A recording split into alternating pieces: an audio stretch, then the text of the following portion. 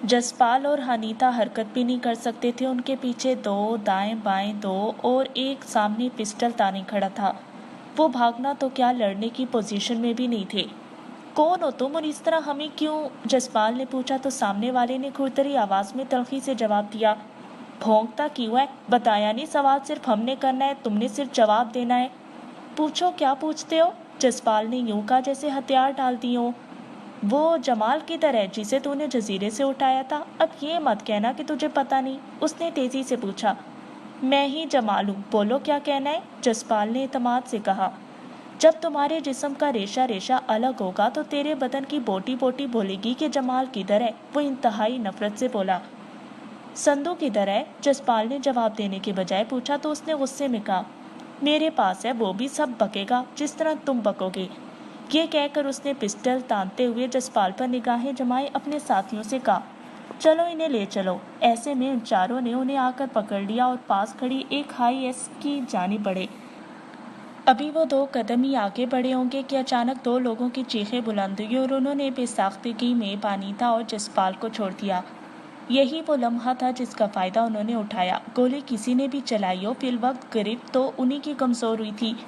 उन्होंने पहले पिस्टल वाले हाथ को काबू किया, दूसरा जोरदार पंच उनके चेहरे पर मारा। वो लड़खड़ा के दोनों ने बेक वक्त अपने अपने घुटने का इस्तेमाल किया। वो एकदम से चीखे और उनकी गिरफ्त मजीद ढीली पड़ गई। दोनों ने हमला आवरों के पिस्टल छीन लिए। तब तक एक और फायर हुआ। वो पांचवा जिसने पिस्टल तानकर बातें की थी वो कराहता हुआ जमीन पोस हो गया।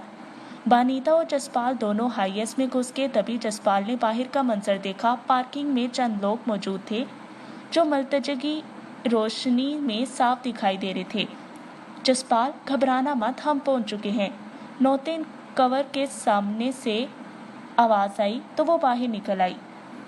उन पांचों को फायर लग चुका था, लेकिन ये यकीन नहीं था कि कौन जिंदा है और कौन जिंदा नहीं रहा। जसपाल उसी 5वें बंदे के पास गया और ठोकर मारते हुए पूछा, अब जवाब दोगे या मरना पसंद करोगे? मैं मर रहा हूँ, मुझे बचाओ, उसने घुटी घुटी आवाज में कहा। एक शर्त पर, अभी अस्पताल ले जाऊंगा, बोलो तुम लोग कौन हो और संधू कहाँ है? हमें ऑफिशियल ऑर्डर मिले हैं कि यहाँ से संधू नामी बंदे को उठाना है और जो भी उसकी मालूमात के लिए आए उसे भी पकड़ना है, उसने कराते हुए कहा। किसने दिए ये order? Army, raw, police? Jaspal ने तेजी से पूछा। पुलिस का, उसने मुश्किल से बताया। संधू कहाँ है? जसपाल ने पूछा। हमारे ही एक सेफ हाउस में है, उसने अटकते हुए बताया। राब्ता करो और बताओ कि तुम किस हालत में हो, उसे वापस लाया जाए वरना तुम पांचों तो गए। जसपाल ने कहा, वो अभी तक मेरी ही कस्टडी में है, मैं मर गया तो वो तुम्हें नहीं मिलेगा, मुझे अस्पताल ले चलो। उसके कहने पर जसपाल ने एक लम्हे के लिए सोचा और फिर एकदम से पिस्टल निकालकर उसके माथे पर रख दिया। हमें इसकी इतनी जरूरत नहीं, भले मार दो उसे, लेकिन अब मुंबई पुलिस के साथ हमारी जंग शुरू है, लो मरने के लिए तैयार हो जाओ। ये कहकर उसने फायर कर दिया। उसने दूसरा सांस भी नहीं लिया और उसका सर ढुलक गया। फिर उसने बाकी चारों की तरफ देखा और बोला, इन चारों को देखो, जो जिंदा उससे पूछो संधू कहाँ है, जो जवाब ना दे उसे गोली मार दो और उनके सेलफोन निकाल लो। जसपाल ने तेजी से कहा, एक को गोली नहीं लगी, बाकी तीनों मर चुके हैं। बानीता की आवाज गूंजी तो करीब पड़ा शख्स ने जो जिंदा बचा था तेजी से बोला, वो उसी इलाके के सेफ हाउस में है। कहाँ है वो सेफ हाउस? बानीता ने पूछा तो उसने पता बता दिया। वो करीब ही देवकी नगर में था। तुम लोग इसे लेकर निकलो, हम देख लेते हैं। अगर इसने गलत बयानी की हो तो इसे रास्ते में मारकर फेंक देना। जल्दी, वक्त कम है। फायरिंग की आवाज बहुत दूर तक गई होगी। नौतिन कंवर ने कहा तो जसपाल ने करीब पड़े बंदे को उठाया और हाई एस में फेंक दिया और ड्राइविंग सीट पर जा बैठा। बाकी मरे हुए लोग लहू लहान हो रहे थे। चंद लम्हों ही में वो वहां से चल दिए। नौतिन कंवर के साथ आए लोग उनकी वैन के आगे पीछे थे। अगरचे फायरिंग से काफी सारे लोग मतवज्जे हो गए थे, लेकिन कोई करीब नहीं आया था। वो किसी मुज़ाहमत के बगैर वहां से निकल गए थे। सड़क पर आते ही उनके रास्ते जुदा हो गए। जरा सा फासला तय पाया था कि उस जिंदा बंदे का सेलफोन बोल पड़ा। वो मुस्तरब हो गया तो बानीता ने उसे कहा, करो बात, मेरे ऑफिसर का फोन है। उसने स्क्रीन पर देखकर कहा तो उसने फोन पकड़कर स्पीकर ऑन कर दिया। जी सर। कहाँ हो तुम लोग? इधर फायरिंग की आवाज। सर, बाकी सब मर गए हैं, मैं ही बचा हूँ और इनकी गिरफ्त में हूँ, उसने सूरत हाल बता दी। व्हाट? ये क्या कह रहे हो तुम? दूसरी तरफ से इंतहाई हैरत में कहा गया। मैं ठीक कह रहा हूँ सर, अगर इस बंदे को आज़ाद ना किया गया तो मैं भी मर जाऊंगा सर। उसने मायूसी भरे लहजे में कहा। ये सब कैसे हो गया? ऑफिसर ने पूछा तो बानीता ने उससे फोन पकड़कर कहा, ओए उल्लू के पट्टे, तुझे लोगों की जान से मारने का हक है तो क्या दूसरों को जान बचाने का भी हक नहीं? सुनो, अगर अगले 5 मिनट में संधू आजाद नहीं हुआ तो हम इस बंदे को तो मार ही देंगे और फिर अगला टारगेट तुम और तुम्हारे अगले पिछले होंगे। देखो, तुम लोग मुजरिम हो, अपने आप को कानून के हवाले कर दो। मैं उसने कहना चाहा तो बानीता ने उकताए हुए लहजे में कहा, लगता है तुम फिल्में ज्यादा देखते हो, फजूल बातें मत करो। 5 मिनट शुरू हुए 5 सेकंड हो गए हैं। ओके, मैं उसे वापस कर देता हूँ, लेकिन इसकी क्या गारंटी है कि तुम मेरे जवान को नहीं मारोगे? ऑफिसर की आवाज आई। वक्त कम है, डील करो वरना हमारा आदमी तो समझो मर ही गया है, लेकिन फिर क्या होगा ये तुम जानते हो। बानीता ने गुस्से से कहा, ये जो तुम्हारे पास बंदा इसे मालूम है ये तुम लोगों को ले आएगा। ऑफिसर ने फिर कट हिजती की तो बानीता ने फोन बंद कर दिया। फिर वो फोन अपने हाथ ही में रखते हुए बोली, देख जवान, सोच कर जवाब देना, जो पहले पता बताया था वही दुरुस्त है या? उसने जानबूझकर फिक्रा अधूरा छोड़ दिया तो वो सोचते हुए बोला, 100% दुरुस्त है। अब अगर वो लोग बंदे को आगे पीछे करते तो मैं कुछ नहीं कह सकता। ओके, ये कहकर उसने अपना सेल फोन निकाला और रोनियत को ऑफिसर का नंबर देकर उसकी लोकेशन देकर बताती रहो। अगर ये कहीं इधर उधर हरकत करे तो फौरन बताना। उनकी वैन तेजी से भागती चली जा रही थी। जसपाल का दिमाग उससे भी तेज भाग रहा था। उसे कहीं न कहीं गड़बड़ महसूस हो रही थी। एकदम से उनके गिर्द घेरा तंग हो जाना बहुत कुछ समझा रहा था। उसका पहला ख्याल गोपाल नंद की तरफ गया। कहीं उसने तो बगैरती नहीं की, मगर वो तो बात रात तक खत्म हो गई थी। अगर उसकी तरफ से ऐसा कुछ होता तो वो रात ही धर लिए जाते। जिस तरह ऑफिसर ने उसे वहां बुलाया था वो अकेला तो नहीं होगा, वो तो उनके लिए पूरी फील्डिंग लगाएंगे। तो क्या संधू को उनकी गिरफ्त में मर जाने दे? ये सवाल उभरा तो उसे एकदम से तकलीफ हुई। वो ऐसा नहीं कर सकता था, चाहे चंद दिन का साथ था वो उसे छुड़ाने की पूरी कोशिश करेगा। ये सोचते ही उसने फैसला कर लिया, जो भी होगा अब देखा जाएगा। उसके ख्यालात की तार तब टूटी जब बानीता का फोन उठा।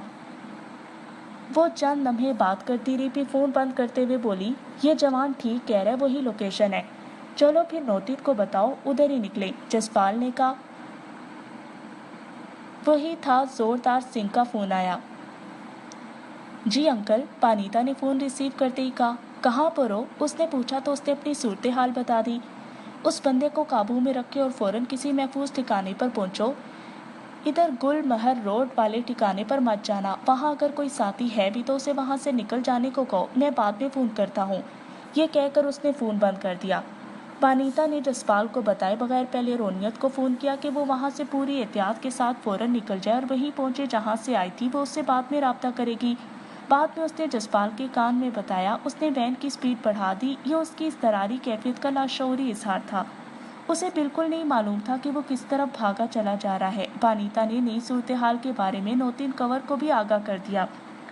दोनों एक दूसरे से कुछ फासले पर थे। कुछ देर बाद जसपाल ने एक मार्केट की पार्किंग में वैन रोक दी।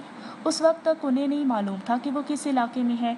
बानीता ने उस बनते हुए जख्मी जवान पर तरपाल डाल दी। उसका सेल फोन उठाकर वैन से नीचे उतर आई। जसपाल पहले ही नीचे उतर आया था। नौतीन कंवर अपने साथियों समेत उनसे थोड़े फासले पर थी। नौतीन और बानीता के दरमियान मुसलसल राब्ता था। वो दोनों टहलते हुए एक स्टोर में दाखिल हो गए। वहां से उन्होंने जूस दी और बड़े आराम से पीते हुए बाहर आ गए। इस दौरानिये में उन्हें आधे घंटे से ज्यादा का वक्त लग गया। उन्हें जोरदार सिंह के फोन का शिद्दत से इंतजार था। तभी उनका फोन आ गया। इस वक्त तुम लोग कहाँ हो? हमें ज्यादा तो नहीं मालूम, पर स्टोर का नाम बता देते हैं। ये कहकर उसने बता दिया। ओह, तुम तो इस वक्त भीम नगर के 16 नंबर रोड पर हो। ये मार्केट उसी रोड पर है।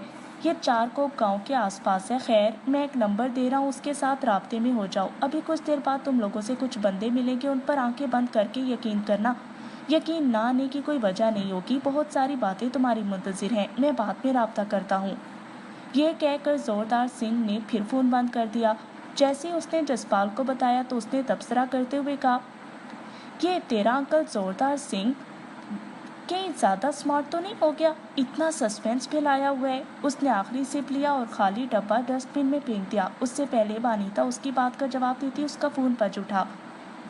उसकी हेलो के जवाब में किसी ने कहा, हम लोग 10 मिनट तक पहुंच पाएंगे, अपना ख्याल रखना। उसके साथ ही फोन बंद हो गया। इन्हें 10 मिनट गुजारने ने बहुत भारी हो रहे थे। इस दौरान वानिता फोन ही करती रही, कभी नौतीन को और कभी जोरदार सिंह को। तभी एक शानदार 4 व्हील मार्केट की उसी पार्किंग में आ रुकी।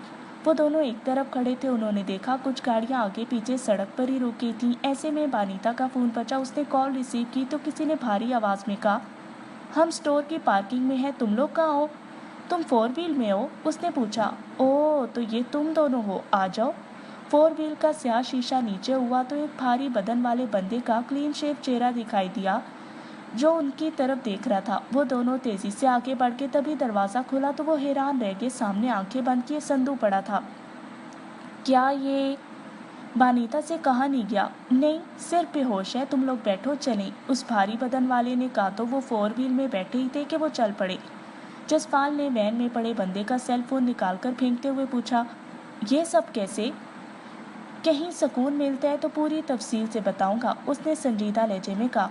अब हम कहाँ जा रहे हैं? मुंबई में ही है। जहाँ हम जा रहे हैं वो काफ़ी महफूज जगह है, उसने कहा।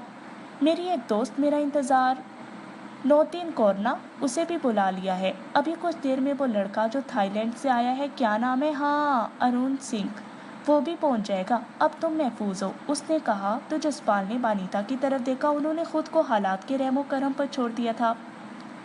तकरीबन आधे घंटे के बाद वो सड़क से उतरकर आनंद पार्क के इलाके में दाखिल हो गए। फिर दरियाए धाई सर के किनारे बने एक खूबसूरत 2 मंजिला फार्म हाउस में जा पहुंचे। अगरचे रात के वक्त इतना दिखाई तो नहीं दे रहा था, लेकिन फिर भी एहसास था कि सरसब्ज पहाड़ियों के दरमियान पौधों और बेलों से लदा हुआ वो फार्म हाउस काफ़ी बड़ा था। मुमकिन है वो बहुत हसीन दिखाई देने वाला हो, मगर रात के अंधेरे और गाड़ियों की रोशनी में फ़कत अंदाज़ा ही किया जा सकता था। पोर्च में 4 व्हील रुकी तो सभी नीचे उतर आए। अंदर से चंद मुलाजमीन बाहर आए। उन्होंने बेहोश सिंधु को उठाया और अंदर ले गए। अभी डॉक्टर आ जाते हैं, ये होश में आ जाएगा, तुम सब लोग फ्रेश हो जाओ, अभी डिनर पर मिलते हैं, भारी बदन वाले ने कहा और अंदर की जानिब चला गया। जसपाल को अगरचे कुछ समझ नहीं आ रहा था, फिर भी उसने मुलाजिम के कहने पर उस कमरे की तरफ कदम बढ़ा दिया जिधर वो ले जाना चाहता था। डिनर पर उन दोनों के अलावा वही भारी बदन वाला मौजूद था। उसने मेज के साथ कुर्सी पर बैठकर नैपकिन दुरुस्त करते हुए कहा, संधू को होश आ गया, डिनर के बाद हम उसे देख पाएंगे, फिक्र करने की ज़रूरत नहीं, वो ठीक है। ये कहकर वो लम्हे भर के लिए खामोश हुआ। फिर जैसे उसे याद आ गया, और हाँ, नाम तो मेरा तीजा सिंह है, लेकिन लोग मुझे TS के नाम से जानते हैं, तुम लोग भी कह सकते हो। लो, शुरू करो। आखिरी लफ्ज़ कहते हुए उसने खाने की तरफ इशारा किया। वो खामोशी से खाने लगे। कुछ देर बाद वो वानिता की तरफ देखकर फिर बोलने लगा, वानिता, दरअसल ये कहानी इस वक्त शुरू हुई जब वो फिल्म तुम्हारे किसी हमदर्द ने लाकर तुम्हें दी। दरअसल वो तुम्हारा हमदर्द ही सबसे बड़ा दुश्मन था। ये क्या कह रहे हो तुम? आगे सुनोगी तो तुम्हें अंदाज़ा हो जाएगा कि मैं क्या कह रहा हूँ और तुम लोगों को कितने बड़े तूफान से बचा लाया हूँ। ये कहकर उसने दोनों की जानिब देखा। कैसा तूफान? वानिता ने पूछा। असल में उन्हें वो शख्स चाहिए जो संधू के साथ जजीरे से फरार हुआ था। उसने डेविड रेबनीज को मारा और उनके नरमेन हाउस को तबाह करके गायब हो गया। ये एक तरह से मुंबई फोर्सेस और रॉ के लिए तो चैलेंज बन गया था। मोसाद के लिए भी ऐसा ही है। नरमीन हाउस से तुम्हारी तस्वीर मिलने के बाद उन्होंने उस क्लू को ज़ाया नहीं होने दिया और उसी को इस्तेमाल करने का सोचा। जैसे कि जसपाल के बारे में भी पता चला। ये कार्ड उन्होंने इसलिए खेला कि घबराहट में या एक दूसरे को बचाने के लिए तुम लोग निकलोगे। वही हुआ, तुम लोग निकले और बड़े काम ये हुआ कि तुम लोगों ने ओगी में CBI वालों समेत बंदे मारे और वहाँ से निकले। उन लोगों को तुम्हारे जालंधर में होने के बारे में यकीन हो गया। वो लोग उधर जालंधर में ही तुम लोगों को घेरना चाहते थे कि तुम सब एक बार फिर गुमोगे। ये चूहे बिल्ली का खेल वो खुद खेलना चाहते थे ताकि वो इस खेल के सिरे तक पहुंच सकें। वो CBI वाले इसी मकसद के लिए वहां गए थे, मतलब मुझे पकड़ने? जसपाल ने पूछा। जी, इसी मकसद के लिए, मगर सवाल ये कि उन्होंने पकड़ा क्यों नहीं? यही कहना चाहते हो ना तुम? TS ने मुस्कुराते हुए पूछा। बिल्कुल, जसपाल ने कहा। तुम लोग तो सामने थे ही। असल में वो जमाल को तलाश कर रहे थे जो पाकिस्तानी था और यहीं कहीं गायब हो गया था। वो उस तक पहुंचना चाहते थे, TS ने बताया। तो फिर ये सिंधु? जसपाल ने कहना चाहा तो वो बोला, बता रहा हूँ ना, जालंधर में तुम लोग गायब हुए तो ये सिंधु उन्हें अमृतसर एयरपोर्ट पर दिखाई दे गया और उसके साथ वो लोग भी मुंबई उसके साथ आ गए। उन्हें यकीन हो गया कि जमाल यही मुंबई में है। 2 दिन किसी ने राब्ता नहीं किया तो उन्होंने खुद एक्शन लिया और सिंधु को पकड़ लिया ताकि कोई तो बाहर आएगा। वही हुआ, तुम लोग बाहर आ गए। अब मेरा सवाल ये है कि तुम कौन हो और ये सब कुछ तुम्हें कैसे पता? जसपाल ने संजीदगी से पूछा। जिस दिन नरमीन हाउस में तबाही मची, हम उसी दिन से उस जमाल को तलाश कर रहे थे, क्योंकि उसका और हमारा मकसद एक ही है। क्योंकि और कैसे है ये बाद में बताऊंगा। ये कहकर वो लम्हे भर के लिए रुका, फिर कहने लगा, तो मैं ये कह रहा था कि हम पूरी कुव्वत लगा कर ये मामला देख रहे थे कि जोरदार सिंह जी ने हमें बताया कि सिंधु को निकालना है। वो हम निकाल लाए हैं। जोरदार जी की शर्त ये थी कि हमने तुम लोगों को भरपूर मदद देनी है और जोरदार सिंह जिनका नाम तक नहीं लेना, वो इस सारे मामले से अलग हैं। अब ये ध्यान में रहे कि हमने जोरदार सिंह जी को दरमियान में नहीं लाना, उन्हें भूल जाना है। समझे, वो इस मामले में है ही नहीं। वो हमारे मोहसिन है और एक झटके में हमारा बहुत बड़ा मसला हल कर दिया है। वो तो ठीक है, लेकिन मेरे सवाल का भी तुमने जवाब नहीं दिया, जसपाल ने उसे याद दिलाया। दित्ती में बहुत ऊपर की सतह पर तुम लोगों का जिक्र चल रहा है। जहाँ फोर्सेस तुम लोगों को पकड़ना चाह रही है, वहाँ सियासतदान भी 2 तरफ हैं। एक जो यहूदियों को भारत में दाखिले की इजाज़त दे रहे हैं और दूसरा वो जो शदीद मुखालिफ हैं। भारत सरकार यहूदियों के हक में है, क्योंकि यहूदियों ने सरमाया ही इतना फेंका है कि ये इनकार कर ही नहीं सकते। टीएस ने तेजी से कहा। तुम कहाँ हो? जसपाल ने पूछा।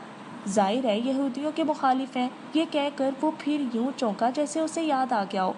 और हाँ, राम तिवारी भी इसी लाइन में था, जिन्होंने तुम लोगों के जरिए जमाल को पकड़ना था। लेकिन मुझे ये शक है कि वो तुम लोगों को भी डबल क्रॉस करेंगे, क्योंकि वो सियासतदानों के उसी ग्रुप से है जो यहूदियों के मुखालिफ हैं। ये शक तुम्हें कैसे हुआ? पानीता ने तेजी से पूछा। क्या उन्होंने किसी पुलिस ऑफिसर को मारने की बात की थी? इस बारे कोई बात हुई उसके किसी कारंदे से? उसने जवाब देने के बजाय सवाल कर दिया।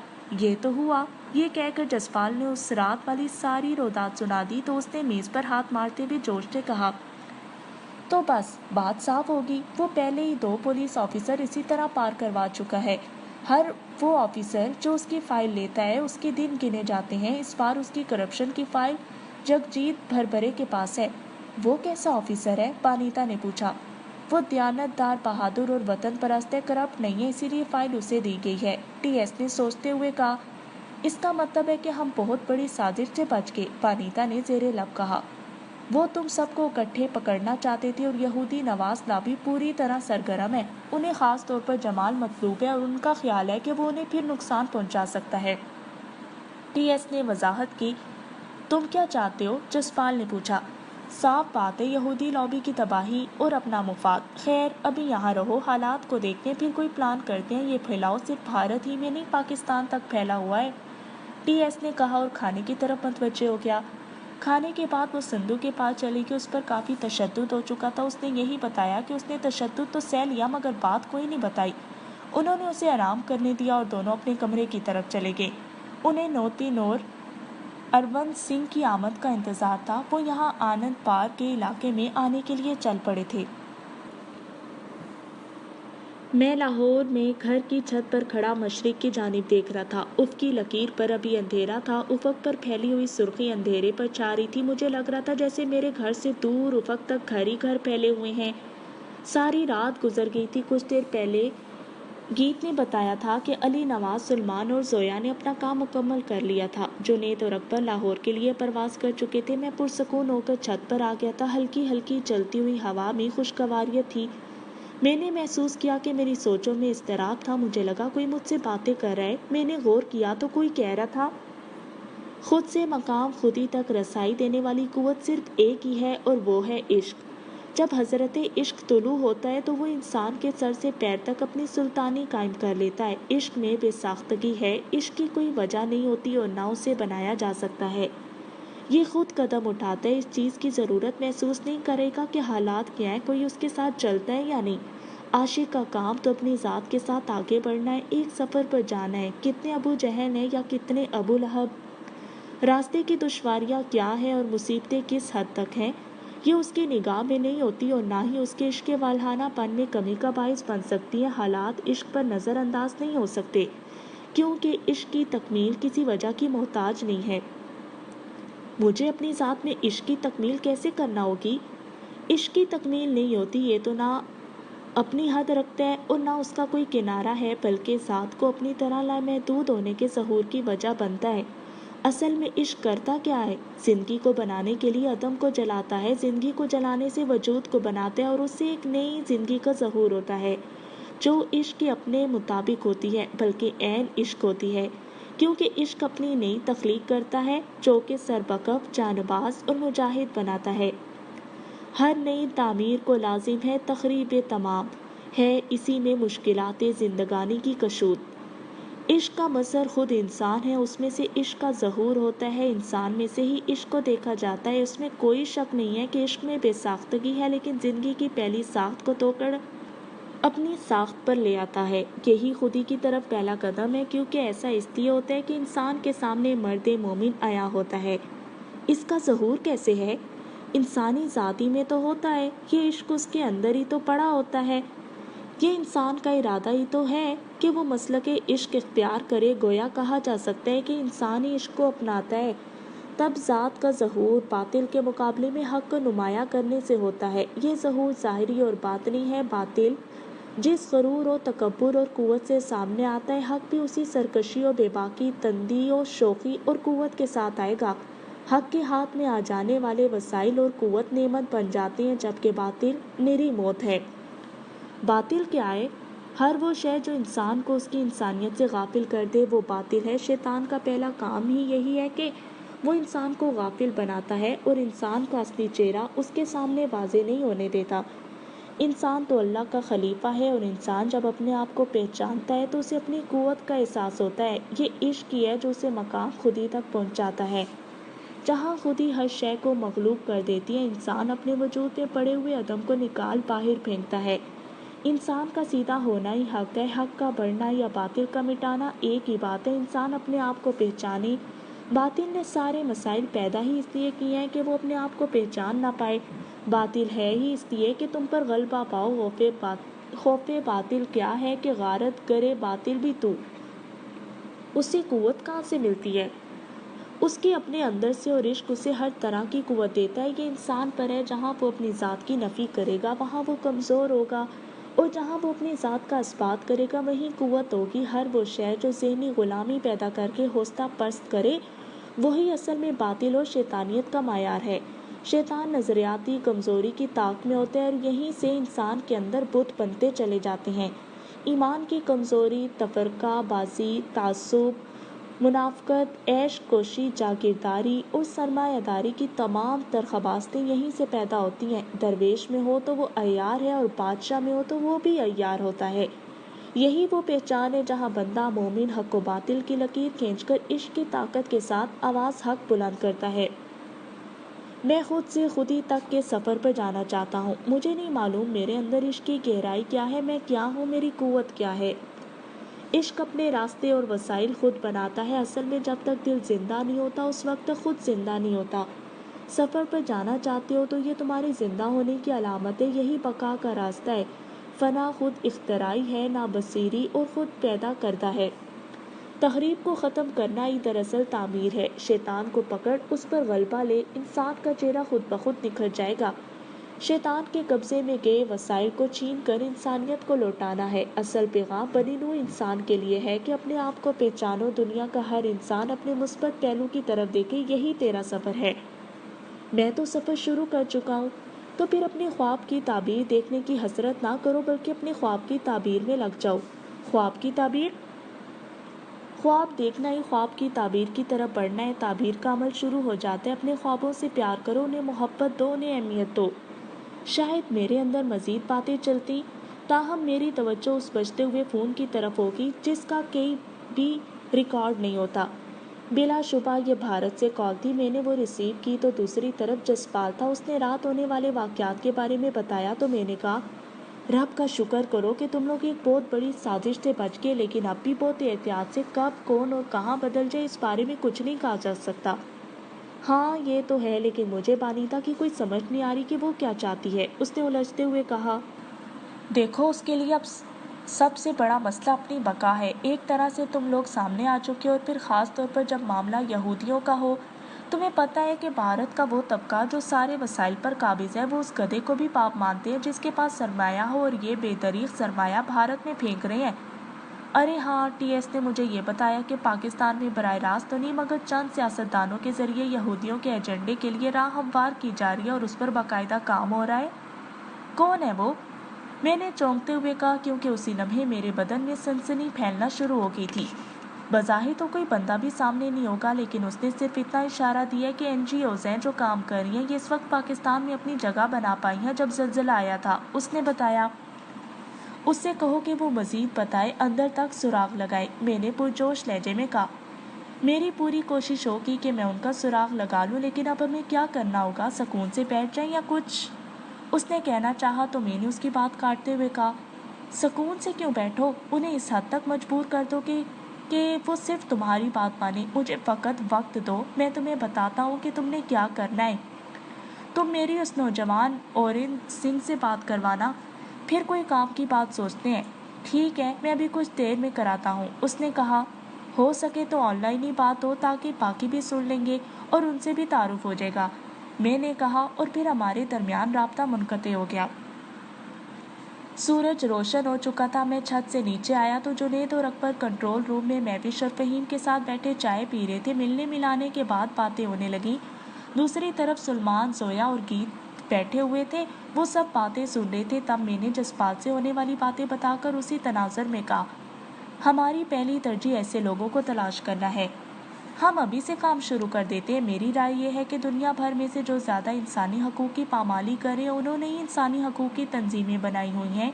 उसी की आड़ में बहुत कुछ हो रहा है। गीत ने अपनी राय दी तो फहीम तेज़ी से बोला, बिल्कुल, मैं 100% इत्तफाक करता हूँ। जिस तरह किसी भी मुल्क की खबर रसा एजेंसी कहने को तो गैर जानिबदार होती है, लेकिन उसमें अपने मुल्क और कौम की जानिबदारी पूरी तरह मौजूद होती है। मसलन BBC, क्या उनके मुल्क में कोई जुर्म नहीं होता, कोई करप्शन नहीं, कोई कत्ल नहीं, लेकिन दुनिया भर से वो अपनी पॉलिसी, जो कि मुसलमान मुखालिफ पॉलिसी है, उस पर अमल करते हैं। इसी तरह ये इंसानी हकूक़ की तंजीमें भी इंतहाई जानिबदार हैं। इन्हें वही कुछ दिखाई देता है जिन्हें वो देखना चाहती हैं। अमेरिका का 9/11 हुआ तो दुनिया भर में सफ़े मातम बिछ गई, लेकिन मुसलमानों पर होने वाला जुल्म कहीं दिखाई नहीं देता। तो बस पहले इन्हें देखो, और मेरे ख्याल में आज शाम तक इसका नतीजा सामने आ जाना चाहिए, मैंने कहा। तो सभी उस पर मुख्तलिफ बातें करके अपनी अपनी राय देने लगे। इसी दौरान जसपाल ऑनलाइन हो गया। उसके साथ ओरेन सिंह था। वो पतला सा नौजवान था, बहुत गहरी आंखें, गुलाबी होंठ, चौड़ी पेशानी, सफ़ेद रंग और स्याह पगड़ी बांधे, होंठों पर मुस्कान सजाए, साफ अंग्रेजी में बोला, सबको मेरी तरफ से सत सरी काल, आदाब, और मेरी तरफ से सलामती की बहुत ज़्यादा दुआएं। ओरेन सिंह, तुम्हें देखकर अच्छा लगा। मैं चाहता हूँ कि तुम मेरे उन दोस्तों से बात करो, हमारे दरमियान जो राब्ता है वो ज़्यादा से ज़्यादा बेहतर हो, मैंने कहा। मेरी खुशकिस्मती है कि मुझे यहाँ आते ही रोनियत कौर की सूरत में एक बेहतरीन काम करने वाली साथी मिल गई है। ये इसकी काबिलियत है कि इसने जो भी सीखा, अपनी मदद आपके तहत, हम दोनों मिलकर आप दोस्तों से राब्ते की पूरी कोशिश करेंगे, उसने जोश भरे लहजे में कहा। और सब में बातें शुरू हो गईं। वो सारी टेक्निकल बातें थी। उसके नतीजे में दोनों में बहुत सारी मालूमात का इजाफा हो गया। उसने सुलेमान को मज़ीद मालूमात दी, कुछ चीज़ें लेने और कुछ देने को कहा। उससे मुझे यह अंदाज़ा हो गया कि मैं अब मुंबई में बहुत हद तक रसाई कर जाऊंगा। चाहे भारत कंप्यूटर में जितना आगे है, ब्लैक मार्केट उससे भी तेज़ है। ये तो किसी शय को इस्तेमाल करने वाले पर मुनहसिर है कि वो कितना बड़ा फनकार है। एक छोटे से चाकू से फल काटा जाता है और किसी को कत्ल भी किया जा सकता है। आनंद पार्क के इलाके में दरियाई दहाई सर के किनारे बने हुए फार्म हाउस के अक्पी गेट से निकलकर जसपाल और पानीता पैदल चलते हुए दरिया किनारे तक चले गए थे। वो वहीं किनारे पर उगे सब्जे पर बैठ गए। उनके दरमियान काफ़ी बहस हो चुकी थी और उस वक्त उनमें खामोशी थी। शायद वो अपनी अपनी जगह सोच रहे थे। सूरज गरूब होने में थोड़ा ही वक्त रह गया था। तभी बानीता ने दरिया की लहरों को देखते हुए धीरे से कहा, क्या कहते हो? वही जो तुमने सोचा, जसपाल ने धीमे से जवाब देते हुए हाथ में पकड़ा हुआ कंकर दरिया में फेंक दिया। तो फिर उठो, इस साले गोपाल नंद तक पहुंचने में थोड़ा वक्त तो लगेगा, पानीता कंवर ने एकदम जोश से उठते हुए कहा। तो जसपाल सिंह ने जेब से फ़ोन निकाला, उस पर नंबर पुश किए और उठकर चल दिया। वो दोनों चलते जा रहे थे। जसपाल का मिलाया हुआ नंबर मिल गया तो उसने कहा, TS, हमें जाना है गोपाल नंद से मिलने के लिए। ये तुम्हारा फैसला है? TS ने पूछा। आज नहीं तो कल उनसे सामना तो होना ही है, क्यों ना आज ही सही, जसपाल ने कहा। ओके हो गया, ये कहकर उसने फोन बंद कर दिया। सामने ही फार्म हाउस का भी गेट था। वो उस तक पहुंचे ही नहीं थे कि गेट खुला और एक स्याह 4 व्हील बाहर आ गई। उसमें टीएस बैठा हुआ था। ड्राइविंग सीट पर एक और नौजवान था। वो गेट खोलकर बैठे और चल दिए। उनका रुख ब्रावेली के इलाके की तरफ था। रास्ते में मुख्तलिफ जगहों में कई लोग हमारे साथ चलने लगे।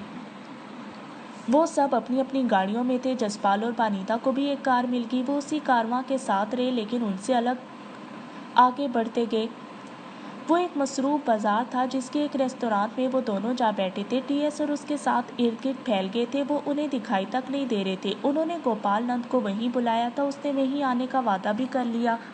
वो उसके इंतजार में थे। तभी दाखिली दरवाजे से गोपाल नंद आता हुआ दिखाई दिया तो जसपाल ने मखसूस इशारा दे दिया। वो आकर उनके पास बैठ गया और अपनी मखसूस धीमी मुस्कुराहट से बोला, इतनी इमरजेंसी क्या आन पड़ी कि यूं बुलवा लिया? देखो गोपाल, हमारे पास वक्त नहीं है फजूल किस्म की भाग दौड़ के लिए। जितना हो गया सो हो गया। अब बोलो, उस पुलिस ऑफिसर का काम तमाम करना है या नहीं, जिसका एडवांस तुम लोग हमें दे चुके हो? जसपाल ने पूछा। कैसी बातें कर रहे हो? अरे काम तो करना है तभी एडवांस दिया, लेकिन तुम इतनी जल्दी काहे को कर रहे हो? अरे वो पुलिस ऑफिसर है, कोई टपोरी नहीं जो तुम यूं बात कर रहे हो। गोपाल ने काफी हद तक उलझते हुए पूछा। तुम्हारी कल वाली फजूल सी गेम ने हमारा बहुत सा वक्त जाया कर दिया। अगर काम है तो ठीक, वरना हमें आज ही मलेशिया के लिए निकलना है। अपना एडवांस वापस लो, पानीता कंवर ने कहा। तो उस पर गोपाल नंद ने उसे गौर से देखा, फिर मुस्कुराते हुए बोला, अब ये इतना आसान काम नहीं है। तुम लोग भारत से कहीं भी नहीं जा सकते। किसी भी एयरपोर्ट पर तुम लोग धर लिए जाओगे। मेरा तो ख्याल है मुंबई से भी। उसने कहना चाहा, मगर जसपाल ने उसकी बात काटते हुए कहा, ये हमारा मसला है, तुम अपनी कहो काम है या नहीं है। उसने चंद लम्हे सोचने के बाद कहा, तो फिर डन तुमने करना है या तिवारी ने? पानीता ने रूखे लहजे में पूछा। मैं उनसे बात कर लूं, वो झिझकते हुए बोला। इसका मतलब तुम कुछ नहीं कर सकते। उठो और भाग जाओ, दोबारा हमसे राब्ता नहीं करना। और अगर हमारी जरूरत महसूस हो तो तिवारी से कहना कि राब्ता करे। चलो भागो। पानीता कंवर ने इस कदर दरिश्ते से कहा कि गोपाल नंद का मुंह चंद लम्हे खुला रह गया। फिर उसे होश आया तो उसने कुछ कहने के लिए लब खोले ही थे कि पानीता बोली, एक लफ्ज भी कहा ना तो यही तेरा हुलिया बिगाड़ दूंगी साले, चल भाग।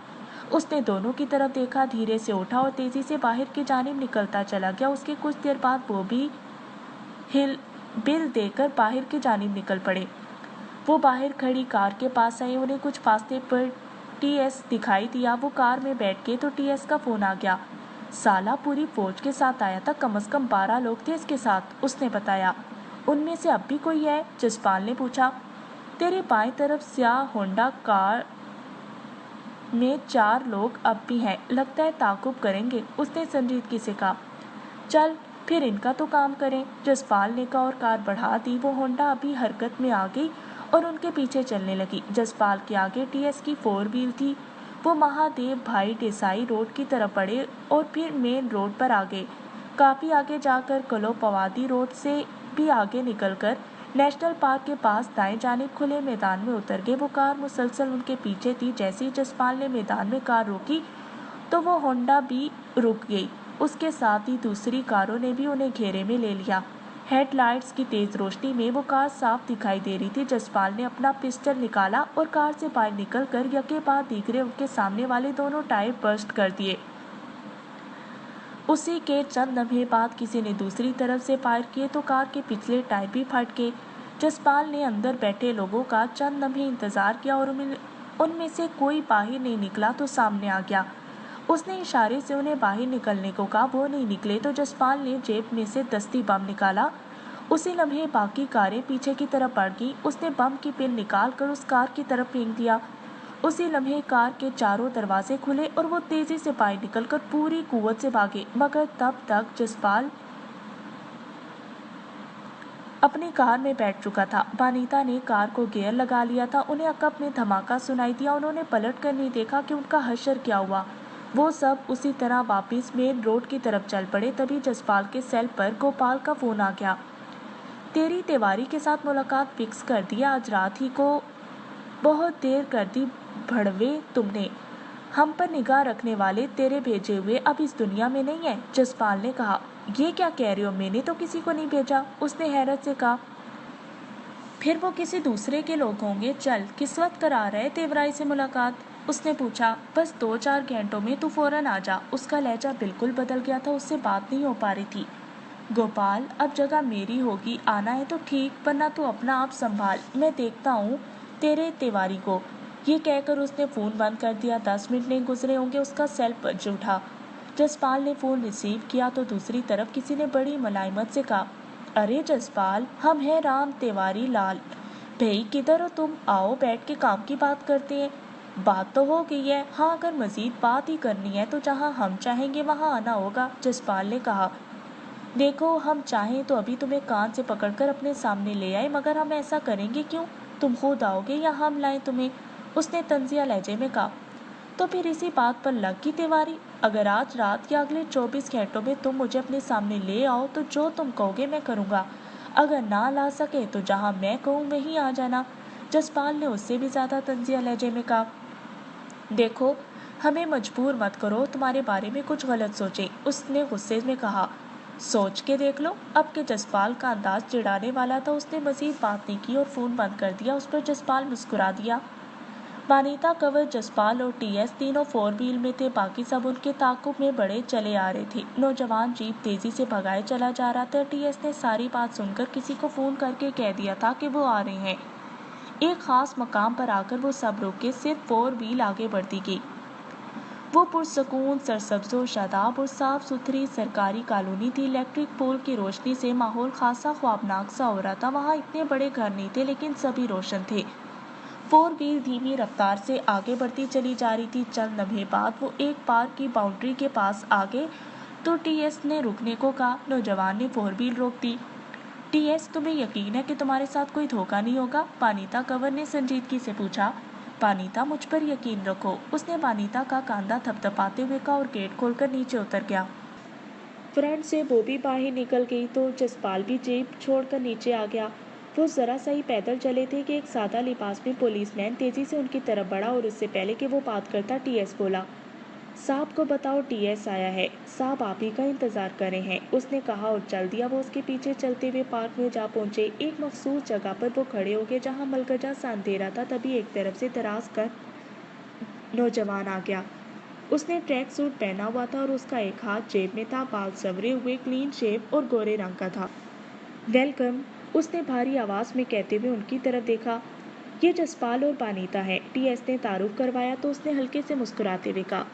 तस्वीर में देखा इन्हें, मुझे वनोदराना कहते हैं। ये कहते हुए उसने उन तीनों से हाथ मिलाया। अभी हमने तिवारी, टीएस ने कहना चाहा तो उसने हाथ से इशारे से रोकते हुए कहा। अभी कुछ देर पहले वो हज़ियानी अंदाज में ये हुक्म दे चुका है कि मैं हर हाल में इन दोनों को तलाश करूं। उसने मुझे सिर्फ 12 घंटे का वक्त दिया है, अभी 8 बजे हैं, सुबह 8 बजे तक। ये कहकर वो मुस्कुराते हुए बोला, मतलब तुमने उसकी दुम में आग लगा दी है?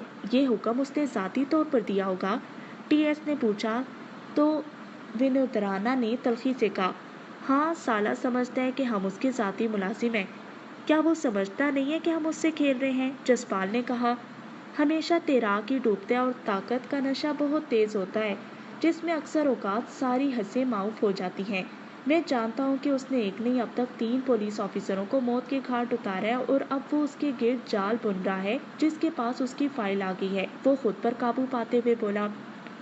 तो फिर आप उसे क्यों नहीं पकड़ते? वानिता ने पूछा तो वो यूं बोला जैसे वो बहुत तकलीफ महसूस कर रहा हो। सबूत नहीं है और कानून सबूत मांगता है। ये सियासतदानों के इस क्लब से ताल्लुक रखता है जो सभी क्रिमिनल हैं। खैर, मेरी टीएस से तफसीली बात होगी और शायद ये मेरे बारे में नहीं जानता कि मैं रवायती अंदाज में मुजरिम को नहीं पकड़ता। उसका सबूत ये है कि तुम लोग मेरे सामने बैठे हो। मैं समझा नहीं, जसपाल ने कहा। इतना समझ लो कि लोहा लोहे को काटता है। मैंने जब टीएस से बात की थी तब मैंने तुम लोगों के बारे में बहुत स्टडी किया, जितना कुछ भी मुझे मिल सका। उसके मुताबिक मैं आप लोगों से कुछ लूँ और कुछ दूँ के असूल से डील करना चाहता हूँ। अगर मंजूर है तो ठीक, वरना भूल जाना कि हम एक दूसरे से मिले थे। उसने जसपाल की आंखों में देखते हुए कहा। कैसी डील? उसने पूछा। इस मुहिम में तुम लोग मेरी मदद करो। तिवारी को मारना बड़ा काम नहीं, मैं ये काम बहुत अच्छे तरीके से कर सकता हूँ।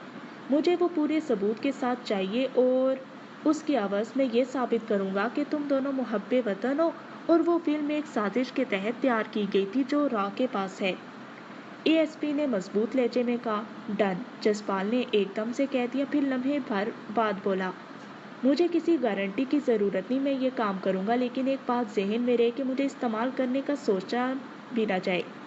देखो, मैं हिंदू घराने में पैदा हुआ, मेरा नाम हिंदुओं वाला है, लेकिन मैं इंसान और इंसानियत का कायल हूँ। अगर किसी के साथ जुल्म होता है तो उसे इंसाफ मिलना चाहिए, क्योंकि बेइंसाफी ही बगावत को जन्म देती है। ऐसा हिंदू, मुसलमान, सिख या किसी के साथ भी हो। खैर, आप लोग क्या पीना पसंद करेंगे?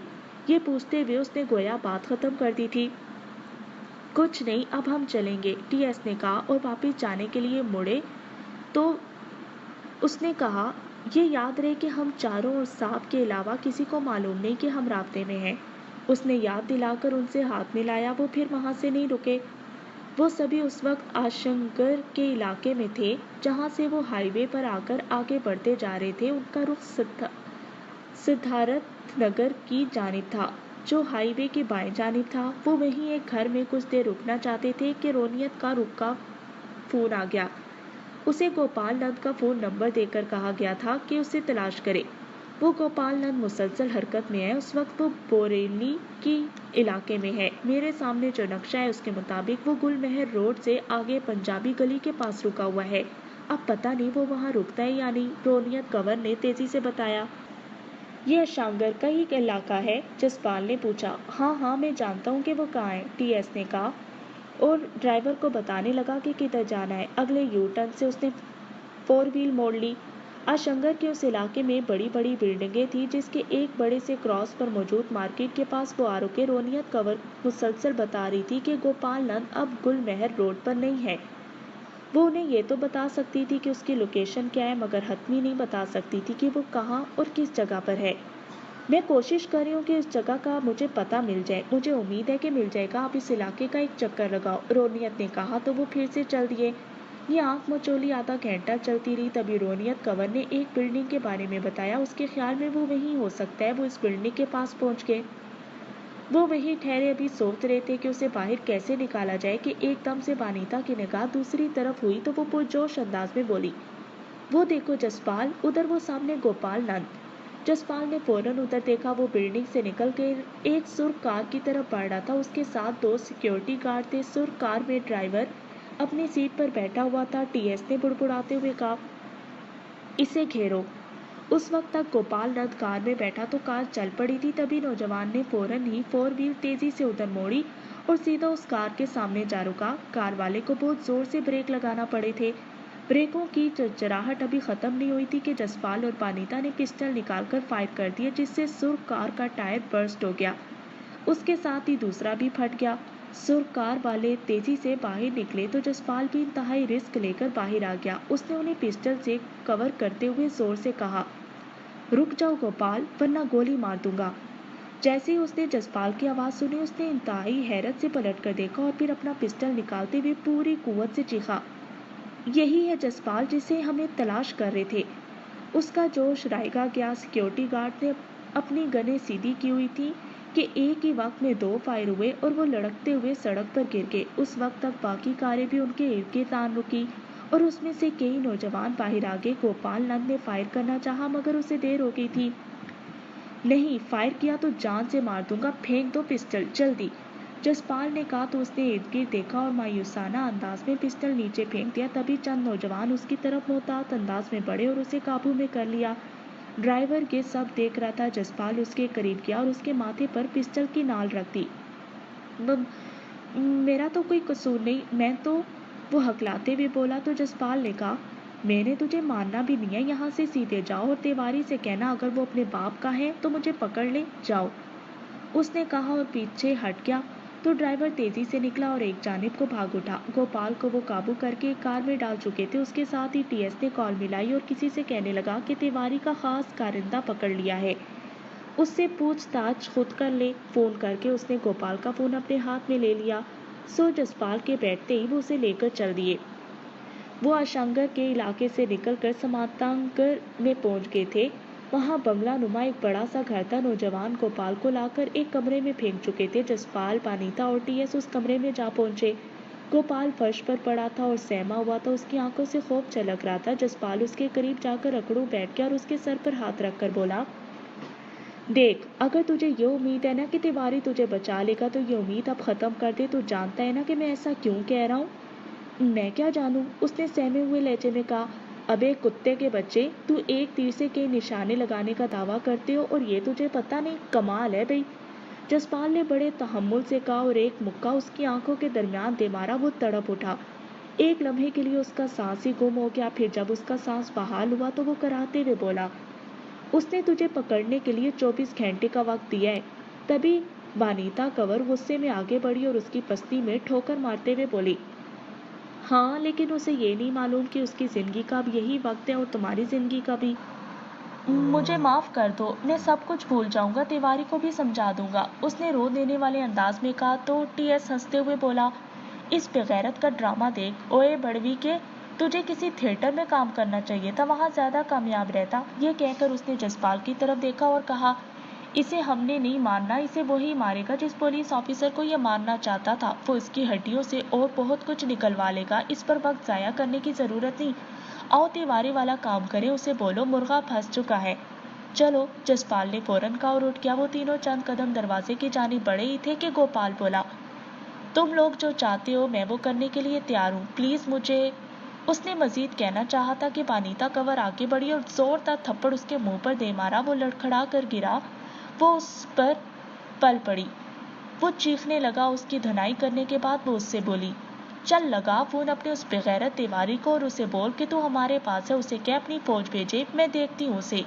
ये कहकर वो गालियां देने लगी। जब उसका गुस्सा जरा ठंडा हुआ तो उसने फोन निकाला, फिर रुककर बोला, मैं जो कह रहा हूँ उस पर जरा सोच ले। वो रूहानसा होते हुए बोला, तुझ पर कम से कम मुझे एतमाद नहीं, कुत्ते पर थोड़ा एतबार किया जा सकता है कि उसे रोटी डालो तो वो नहीं काटता, मगर तेरे जैसे मुनाफिक कब धोखा दे जाए इस बारे में कुछ भी नहीं कहा जा सकता, तुझसे पुलिस वाले ही पूछेंगे। जसपाल ने कहा और कमरे से बाहर निकल गया। वो दोनों भी उसके पीछे बाहर चल दिए।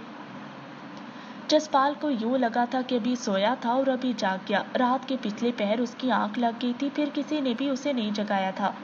गोपाल नंद को रात ही दिनों दराना खुद ले गया था। उसके साथ उसने क्या किया उन्हें बिल्कुल खबर नहीं थी। वो फ्रेश होकर ड्राइंग रूम में आया तो टीएस और वानिता भी फ्रेश बैठे हुए थे।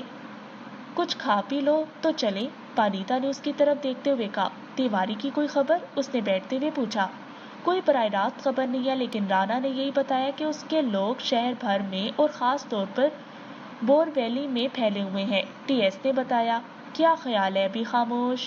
उसने कहना चाहा तो टीएस ने उसकी बात काटते हुए कहा, नहीं, हमने उसे कुछ नहीं कहा कहना, 24 घंटे गुजर जाए फिर उसके साथ खेलते हैं। ओके, जसपाल ने कहा और फिर उस मौजू पर कोई बात नहीं की। कुछ देर बाद वो आनंद पार्क की तरफ जाने के लिए निकल पड़े। दोपहर हो चुकी थी जब वो सभी आनंद पार्क वाले फार्म हाउस के एक कमरे में नौतिन कंवर, रोनियत कंवर, गरलेन कंवर, संदीप सिंह, जसपाल सिंह, टीएस और वानिता जमा थे। उनके सामने ओरेन सिंह खड़ा था। सलमान ने उन्हें वो सारी चीजें मुहैया कर दी थी जो वो चाहता था। वो उन्हें कह रहा था, है तो रिस्क, लेकिन इसका एक छोटा सा तजर्बा हम इस तिवारी पे करेंगे। उसका सारा कॉल डेटा मेरे पास आ गया है, शहर के हर कोने से उसे कॉल जाएगी। ओरेन, हमने उसे पकड़ना है, वानिता ने कहा, लेकिन अगर उसके साथ खेल लिया जाए तो कैसा है? उसे अभी अंदाजा हो कि उसने किन लोगों को छेड़ दिया है। उसने दिलचस्पी से कहा, और तुम किसी दूसरे ट्रैक पर सोच रहे हो, ये चूहे बिल्ली का खेल हम अफोर्ड नहीं कर सकते। तुम्हारा असल फोकस ये होना चाहिए कि यहाँ जो यहूदी लॉबी काम कर रही है उस बारे में ज्यादा से ज्यादा मालूमात लो, और दूसरा हमें अपने धर्म के लिए काम करना है। यही हमारे दो मकसद है। वानिता ने उसे समझाते हुए कहा तो वो एकदम से सर हिलाते हुए बोला, ओके, मैं ऐसा ही करूंगा। ये कहकर वो लम्हे भर के लिए खामोश हुआ, फिर रोनियत की तरफ देखकर बोला, तुम बताओ कि अब तक हमने इस बारे में क्या कुछ मालूम किया है? हमारी अब तक की यही कामयाबी है कि हमने तिवारी और उससे मुतालिक चंद लोगों के सेल फोन तक रसाई ले लिया जिस फोन के बारे में हमें चाहिए। जैसे ही वो कहीं कॉल करेगा हमें यहाँ मालूम हो जाएगा। रोनियत कंवर ने सुकून से कहा, गुड, ये तो बहुत अच्छी बात है। क्या तिवारी का फोन सुन सकते हो तुम? जसपाल एकदम से खुश हो गया। जी, वो बहुत शार्प बंदा है, फोन पर बहुत कम बात करते हैं। उसके चंद आदमी हैं जो सारा कुछ देखते हैं, मैं उन्हें भी देख रही हूँ, उसने बताया। तो क्या है उनके बारे? उसने तजस्सुस से पूछा तो सभी उसकी तरफ पूरी तरह मुतवज्जे हुए। वो गोपाल नंद की गुमशुदगी को बड़ी अहमियत दे रहे हैं। उसने बताया, समझो अब वो माजी है, मैं बताता हूँ अब करना क्या है। ये कहकर टीएस ने सबकी तरफ देखा, फिर बोला, मैं चंद नाम और फोन नंबर देता हूँ, उन्हें देखो, उनमें से कोई ना कोई बंदा सामने आ जाएगा। ये वो लोग हैं जो यहूदी लॉबी के हक में है। तुम्हारी राना से बात हुई? नौतिन ने टीएस से पूछा। हाँ, वो काफी पुरुमीद है। ठीक है, अब मैं तिवारी को देखता हूँ। मैं और बानीता भी कुछ देर के लिए निकलते हैं, जसपाल ने उठते हुए कहा। वो दोनों बाहर आ गए। उनका रुख दरिया किनारे की तरफ था। फार्म हाउस से निकलते ही बानीता ने कहा, ये टीएस हमें अपने अंदाज में तो नहीं चला रहा?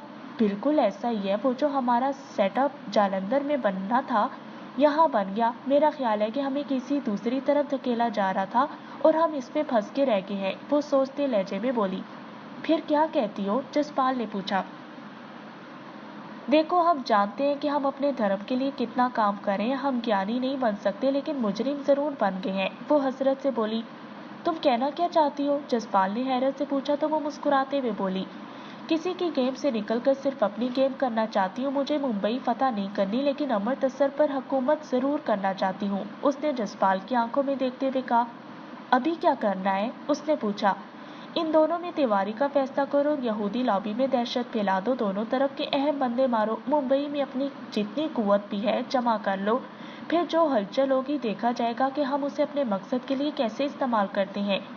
ये कहते हुए बानीता गवर की आंखों में गजब उतर आया था।